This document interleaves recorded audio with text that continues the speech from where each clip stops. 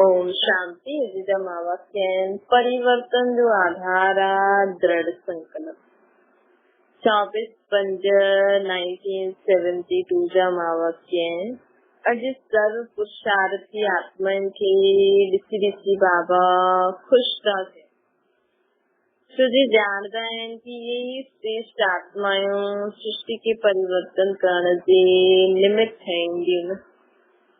हिकु हिकु श्रेष्ठ आत्मा नंबरवार केतिरो कमाल थी करे न।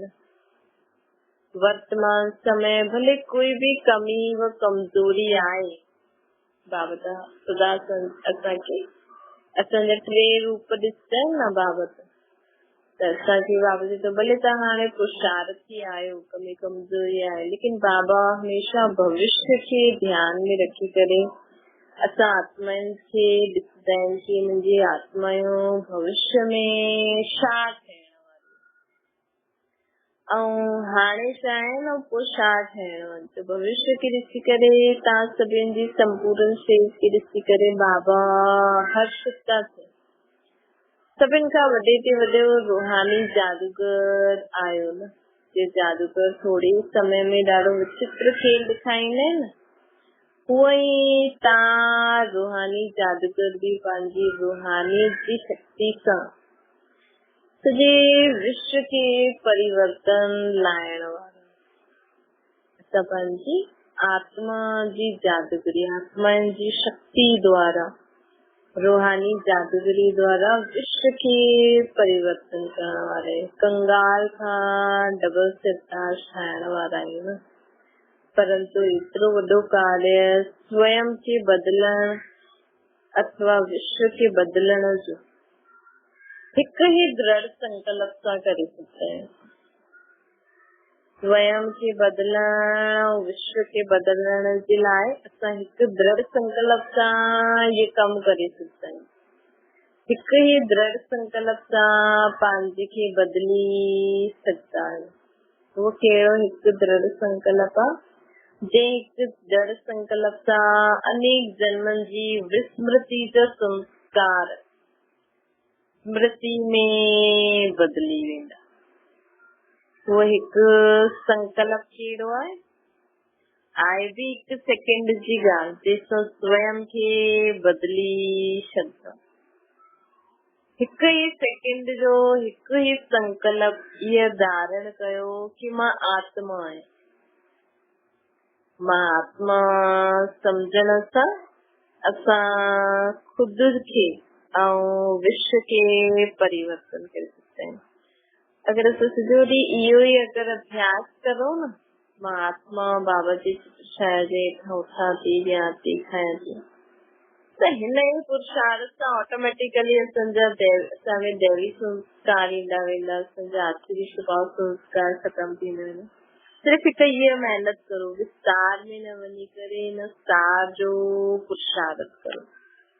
हिन दृढ़ संकल्प सां पंहिंजी सभी ॻाल्हियुनि खे असां परिवर्तन करे सघंदा आहियूं। ईअं ई दृढ़ संकल्प, इन ई दृढ़ संकल्प सां विश्व खे भी परिवर्तन करे सघंदा आहियूं। उहो हिकु दृढ़ संकल्प कहिड़ो आहे कि असांजे विश्व जे आधार मूर्त, उद्धार मूर्त तथा विश्व कल्याणकारी। हिकु त मां आत्मा आहियां, फिर मां आत्मा ई विश्व जे आधार मूर्त आहियां।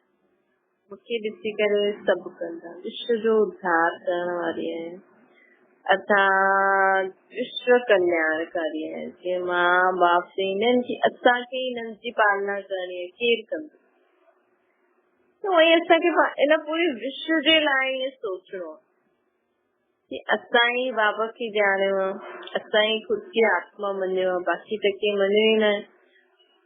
ऐं बिना परमात्मा जी शक्ति सां कोई भी आत्मा परिवर्तन न थी सघे, सृष्टि परिवर्तन न थी सघे। त असां ई ॼाणियो आहे न इहा ॻाल्हि, ॿियनि थोरी ॼाणी आहे। त असां ॼाणी आहे त असां ई हिन विश्व खे परिवर्तन करे सघंदा आहियूं। भले कोई केतिरो भी चए, हेॾा धर्म वारा माण्हू अलाए छा छा था करनि, अलाए कहिड़ी प्रकार जी भक्ति जो भी कंदा रहनि, लेकिन असांखे पतो आहे ये विश्व में सुख शांति कीअं ईंदी? जॾहिं सभी आत्माउनि में शक्ति ईंदी, सभी आत्मायूं शुद्ध थी वेंदी। त हिकु संकल्प खे धारण करण सां विश्व जे परिवर्तन जे कर्तव्य में सदा तत्पर रहंदा आहियो। त हिकु ई संकल्प सां पंहिंजे खे व विश्व खे बदिले सघंदा आहियो। अहिड़ा रूहानी जादूगर आहियो न। बाबा प्रश्न था पुछनि, उहो जादूगर त अल्पकाल जे लाइ चीजनि खे परिवर्तन में लाहे करे ॾेखारींदा आहिनि न, लेकिन असां रूहानी जादूगर अविनाशी परिवर्तन, अविनाशी प्राप्ति करण ऐं कराइण वारा आहियूं। अविनाशी अर्थात ॾाढे समय जे लाइ, सदा जे लाइ। त सदा पंहिंजे हिन श्रेष्ठ मर्तबे कि मां रूहानी जादूगर आहियां ऐं ये कर्तव्य कि मां आधार मूर्त अर्थात विश्व कल्याणकारी आहियां। हिन ॿिन्ही ॻाल्हियुनि खे साम्हूं रखंदे हुए हर संकल्प व कर्म करो त कोई बि संकल्प व कर्म व्यर्थ न वे। हलदे हलदे पुराने शरीर पुरानी दुनिया में रहंदे हुए पंहिंजे श्रेष्ठ मर्तबे व श्रेष्ठ कर्तव्य खे भुलिजी वेंदा आहियो कि मां आत्मा रूहानी जादूगर आहियां ऐं मुंहिंजो कर्तव्य छा आहे। भई मां जो करां थी मूंखे ॾिसी ॿिया कंदा ई शइ, मूंखे ई सभिनि जो उद्धार करणो। इहा भुलिजी वेंदा आहियूं त पोइ अनेक प्रकार जी भूलियूं थींदी रहंदियूं। ख़ुदि खे नंढो सम्झंदा आहियूं। असांखे आत्मिक स्थिति में थी करे ख़ुदि खे वॾो सम्झणो आहे कि मां कहिड़ी आत्मा आहियां। जे ख़ुदि खे पहचानो, जे परमात्मा खे पहचानो, जो असां परमात्मा खे यादि कंदा आहियूं त मुंहिंजे यादि करण सां मां मूं में ऐं सभिनि में परिवर्तन ईंदो। त इहो अगरि असां ॼाणूं, जीअं माउ पीउ या कोई बि जेके जिम्मेवारी मिलंदी आहे त कॾहिं कॾहिं सोचो न मुंहिंजी जिम्मेवारी मूंखे करणो ई आहे। पीउ सोचंदो मुंहिंजी जिम्मेवारी आहे मूंखे दुकान वञणो ई आहे, भले पुजे न पुजे। मां सोचती मूंखे ई घर पालणो, ॿारनि खे त करणो ई आहे। उहे सोचो कि मूंखे सदा ख़ुदि की आत्मा सम्झी बाबा खे यादि करे हलणो ई आहे। बाबा जो चए थो उहो धारण करणी ई आहे, तॾहिं मुंहिंजो सभिनि जो भलो आहे। पंहिंजे पाण खे भुलिजंदा आहियो, इहे बि भूल आहे त पंहिंजे पाण खे भुलिजंदो जो उहो अनेक भूलनि जे निमित ठही वेंदो आहे। हिन करे पंहिंजे मर्तबे खे सदैव साम्हूं रखो। जी सच्चा भगत माण्हू जो हूंदा आहिनि न, उहो बि दुनिया जी तुलना में जो दुनिया वारा नास्तिक अज्ञानी माण्हू विक्रम कंदा आहिनि न, जो विकारनि जे वश थींदा आहिनि, उन्हनि सां काफ़ी दूर रहंदा आहिनि। जो सच्चा भगत हूंदा आहिनि उहा कलयुगी दुनिया जी जेका इहो दुनिया में जेको माहौल हूंदो आहे ख़राब, ईअं करणु उहो करणु, खाइण पीअण घुमण, विकार बुरायूं जेका विक्रम कंदा आहिनि उहे उन्हनि सां परे रहंदा आहिनि। छो जे कारण छा हूंदो कि जो नवदा अर्थात सच्चा भगत हूंदा आहिनि उहे सदैव पंहिंजे साम्हूं पंहिंजे इष्ट खे रखंदा आहिनि कि मां पंहिंजे इष्ट खे साम्हूं रखंदा आहिनि। उन्हनि जो इष्ट त हिन दुनिया कलयुगी दुनिया वांगुरु थोरी कंदो हूंदो, त उन्हनि जी बुद्धि में हुनजो इष्ट रहंदो आहे साम्हूं। त हुननि खे साम्हूं ॾिसण जे कारण कई ॻाल्हियुनि सां, कलयुगी ॻाल्हियुनि सां सेफ थी वेंदो। तॾहिं त बाबा चईंदा आहिनि न, भले ज्ञान न बि कोई ॿुधे लेकिन भक्ति में जुड़ल हुजे कोई न कोई, के न के रीति सां, त बि बची वेंदा थोरो। कम से कम भगवान जे कहिड़े न कहिड़े नाम रूप में त हुननि जी बुद्धि हूंदी, कलयुगी दुनिया जी ॻाल्हियुनि सां त बची वेंदा न। त बाबा चवंदा कि उन्हनि खे साम्हूं रखण सां कई ॻाल्हियुनि सां उहे सेफ रहंदा आहिनि ऐं कई आत्माउनि सां श्रेष्ठ ठही वेंदा आहिनि कलयुगी आत्मा। जॾहिं भगत बि भक्ति द्वारा इष्ट के साम्हूं रखण सां नास्तिक ऐं अज्ञानी सां श्रेष्ठ ठही सघंदा आहिनि। त ज्ञानी तो आत्मा सदा पंहिंजे श्रेष्ठ मर्तबे ऐं कर्तव्य के साम्हूं रखंदी त छा ठही वेंदी। अगरि असां पंहिंजे मर्तबे खे साम्हूं रखूं कि मां कहिड़ी आत्मा आहियां, रूहानी जादूगर, ऐं मुंहिंजो कर्तव्य छा आहे, कहिड़ी जादूगरी करणी आहे, विश्व खे परिवर्तन करण जी, स्व खे ऐं विश्व खे। त असां श्रेष्ठ श्रेष्ठ आत्मा न ठही वेंदासीं। सदा यादि रखूं कि असांखे ईअं न सोचणो आहे, ईअं न ॻाल्हाइणो आहे, ईअं न कर्म करणो आहे, त परिवर्तन ईंदो न। असांखे ॾिसी पे ॿिया बि ॾिसंदा कंदा।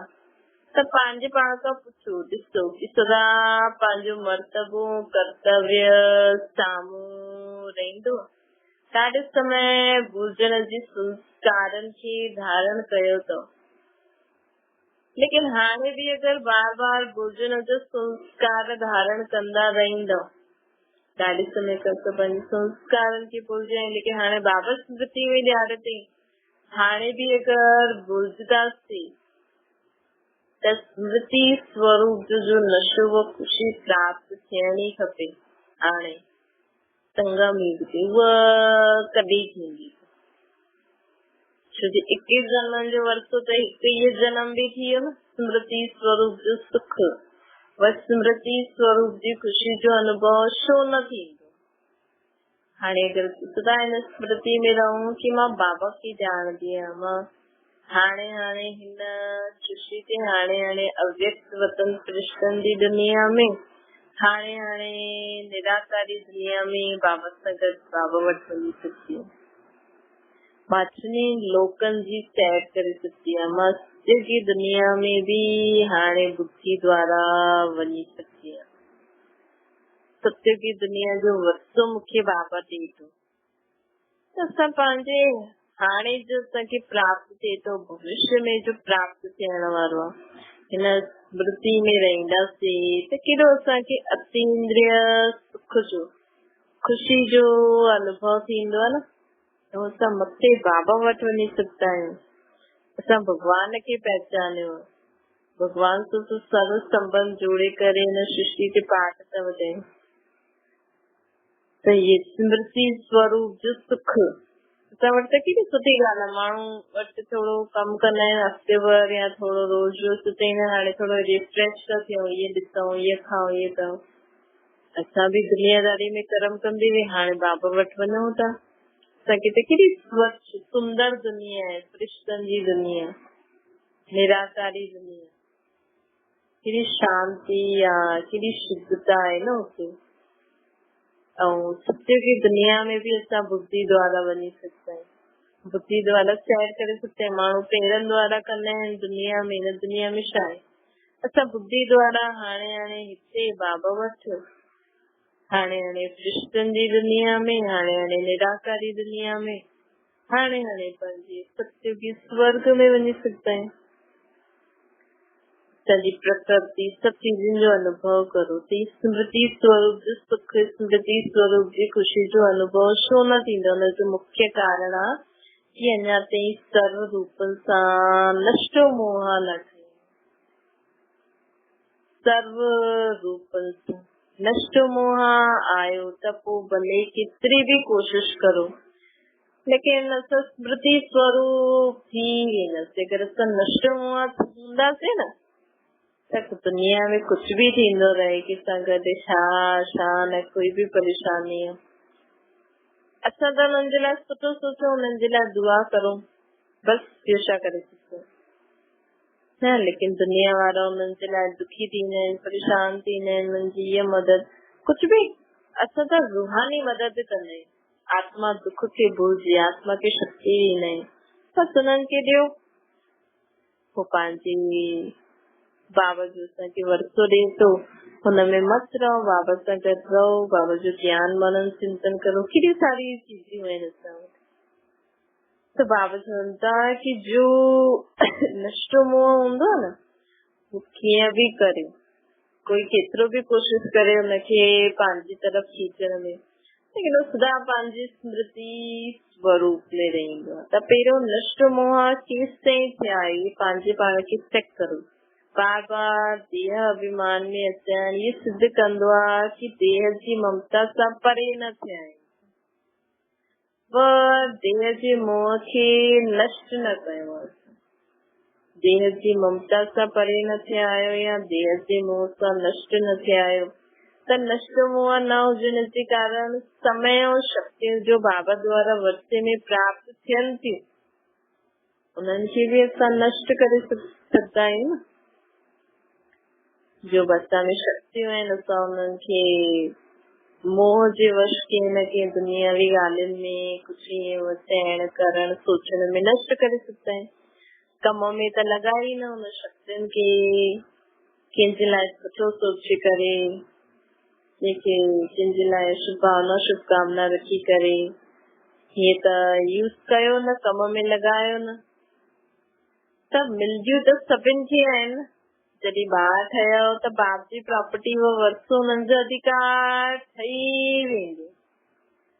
त सर्व आत्माउनि खे सर्व शक्तियुनि जो वरितो मिलंदो आहे, लेकिन हुन सर्व शक्तियुनि जी वरिती खे कम में लॻाइण, उहो पंहिंजे पाण जी उन्नति में लाइण, इहा नंबरवार पुरुषार्थ। त माण्हू जो बि बाबा खे यादि करे थो न, चाहे भक्ति में कंहिं बि नाम रूप सां, चाहे बाबा जे ज्ञान, असां बाबा खे डायरेक्ट निराकार रूप में यादि करें तो असांखे जास्ती शक्ति मिलंदी आहे, उन्हनि खे बि शक्ति मिलंदी आहे, लेकिन असां सॼो ॾींहुं उन शक्ति खे कीअं कार्य में था लॻायूं।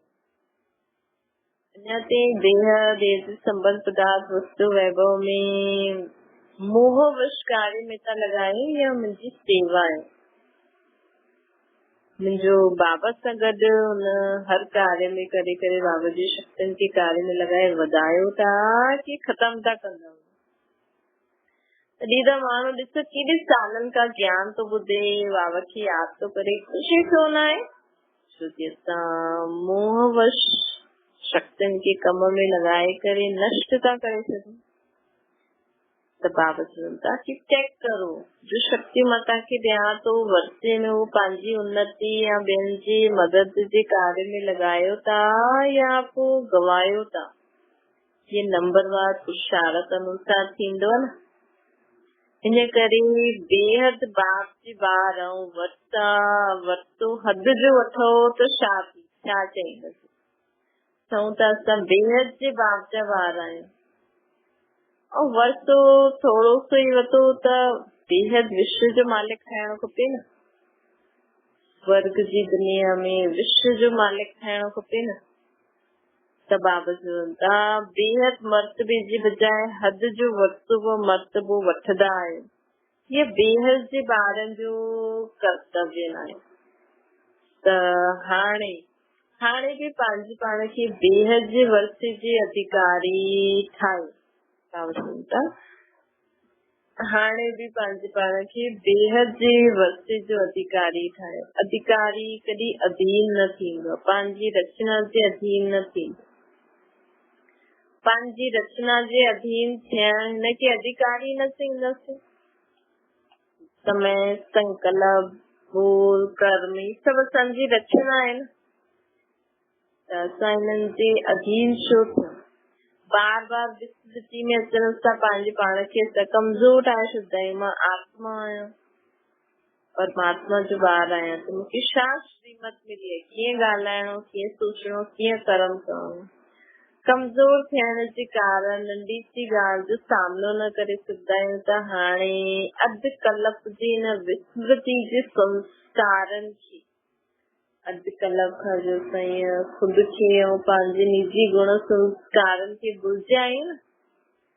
अधु कल्प जे भुलिजण जे संस्कारनि खे हाणे विदाई ॾियो। भुलिजण जे संस्कारनि खे हाणे विदाई ॾियो।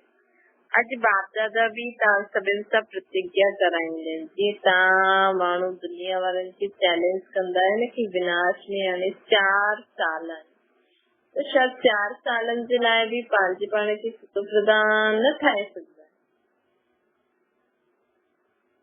त बाबा चवनि था जीअं दुनिया खे चैलेंज कंदा आहियो, तव्हां बि 4 सालनि जे लाइ विस्मृति जे संस्कारनि खे विदाई न ॾेई सघंदा आहियो। 4 सालनि ताईं कॾहिं बि ख़ुदि खे आत्मा सम्झण भुलिजंदम न। दुनिया खे चैलेंज करण वारा स्वयं पंहिंजे लाइ 4 सालनि जे लाइ माया खे चैलेंज न करे सघंदा आहिनि। 4 सालनि जे लाइ माया जीत न ठही सघंदा आहिनि। जॾहिं उन्हनि खे हिमत ॾियारंदा आहियो, उल्लास में लाहींदा आहियो त छा पंहिंजे प्रति पंहिंजे पाण खे हिमत उल्लास में न लाहे सघंदा आहियो? बाबा प्रश्न था पुछनि। जॾहिं असां ॿियनि खे ईअं चईंदा आहियूं भई एतिरो समय में विनाश थियण वारो आहे, हाणे स्वयं खे परिवर्तन करो, बाबा खां वरितो, त बाबा असां खां चए थो कि तव्हां असांजे अंदर जो भुलजन जो संस्कार आहिनि खुद खे, जो कॾहिं कॾहिं आलस्य अलबेलेपन में हिमत घटि थी वेंदी आहे, त खुद सां बि प्रतिज्ञा करो। त अॼु सिर्फ़ 4 सालनि जे लाइ प्रतिज्ञा कंदा करो कि कॾहिं बि कंहिं रूप में, कहिड़ी परिस्थिति में माया सां हार न खाईंदा, कहिड़ी बि रूप में, कहिड़ी बि परिस्थिति में माया सां हार न खाईंदा।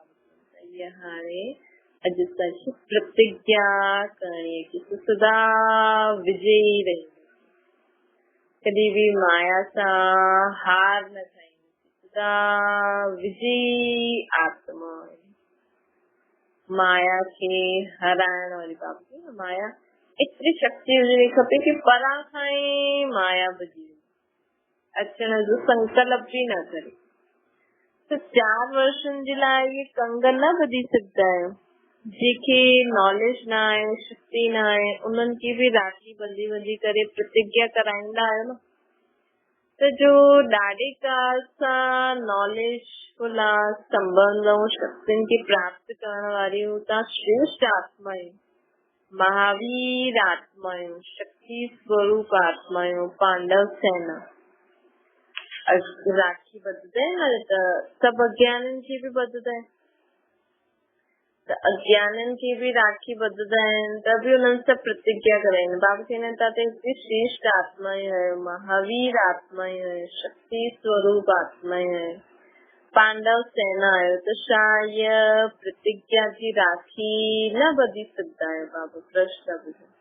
छा अंत ताईं कमज़ोरी ऐं कमी खे पंहिंजो साथी ठाहिण वारा आहिनि? अॼुकल्ह साइंस द्वारा भी 1 सेकेंड में कोई भी वस्तु खे भस्म करे छॾंदा आहिनि। त असां नॉलेजफुल मास्टर सर्वशक्तिवान 1 सेकेंड जे दृढ़ संकल्प सां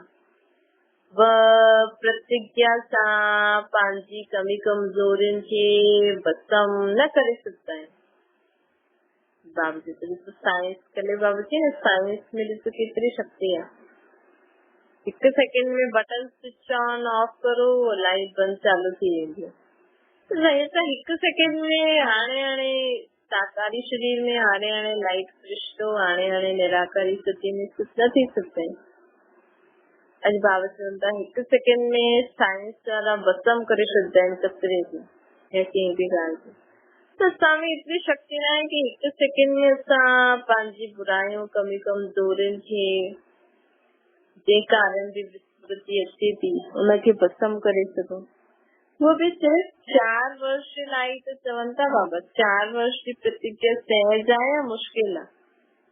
ॿियनि खे त ॾाढे फोर्स फलक सां इहो पॉइंट ॾींदा आहिनि, त जीअं ॿियनि खे फलक ऐं फ़कुर सां चईंदा आहियूं, उहा पंहिंजे पाण में बि विजयी थियण जी फलक ऐं फ़कुर न रखी सघंदा आहिनि।